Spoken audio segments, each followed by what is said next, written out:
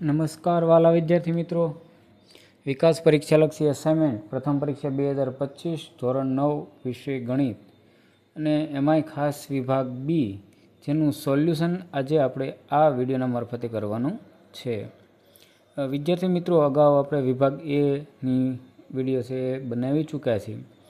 આજે આપણે આ વિભાગ બીની ચર્ચા છે કરવાની છે.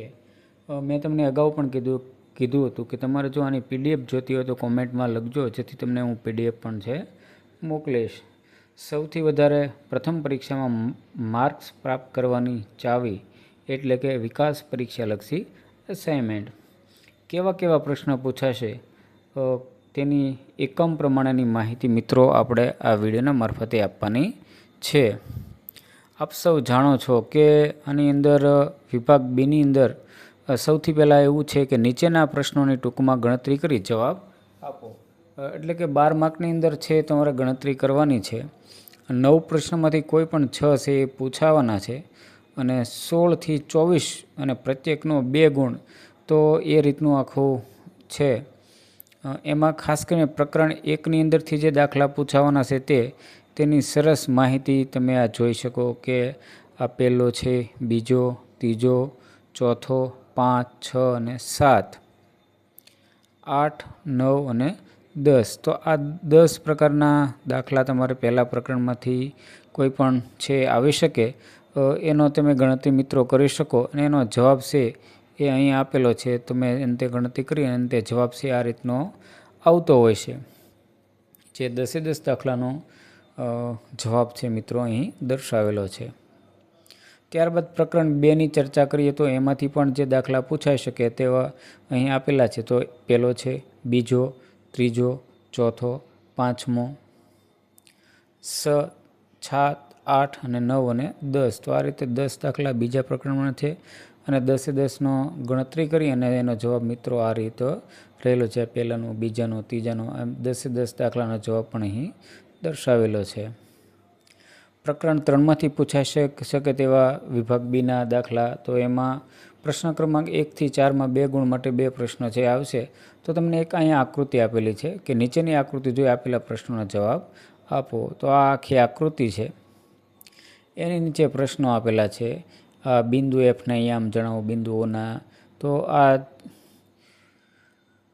6 પ્રશ્નો આપેલા છે. એ 6ના જવાબ તમારે આકૃતિ જે દોરેલી છે એનો જવાબ છે મિત્રો આ પ્રશ્નનો છે. ત્યારબાદ બીજો પ્રશ્ન છે, ત્રીજો પ્રશ્ન છે, ચોથો પણ જે પ્રશ્ન એ આકૃતિનો રહેલો છે. શાળાના મેદાનનો આખો છે એ આખો છે. ત્યારબાદ એની નીચે પ્રશ્નો આપેલા છે, એનો જવાબ તમારે પણ આ આકૃતિમાંથી જોઈને છે દર્શાવવાના છે. 5મો પ્રશ્ન, 6ઠ્ઠો અને 7મો. તો આ રીતે એ 7 પ્રશ્નો આપેલા છે. એ 7નો જવાબ મિત્રો જો અહીં જવાબ કરીને આપેલો છે. પહેલોનો, બીજાનો, ત્રીજાનો, 4, 5, 6 અને 7. 7નો જવાબ છે મિત્રો દર્શાવેલ છે. પ્રકરણ 4ની અંદરથી દાખલા પૂછાય એવા પણ આપેલા છે. એમાંથી 5 પ્રકારના પ્રશ્નો અહીં દર્શાવેલા છે. એમાંથી એનો જવાબ પણ અહીં છે આપેલો છે. એ જ રીતનું પ્રકરણ 5ની ચર્ચા કરીએ તો એની અંદર પણ આપેલ આકૃતિમાં જો AC બરાબર BD હોય તો સાબિત કરો કે AB બરાબર CD. તો આ આખું આકૃતિ આપેલી છે, એની અંદર તમારે સાબિત કરવાનું છે. તો એ રીતનો બીજું છે. ત્રીજો દાખલો પણ એ રીતનો છે. ચોથો દાખલો છે. 5મો જે વ્યાખ્યા આપો એવો છે. તો આ રીતનો એ ગણતરીના દાખલા છે એ રહેલા છે.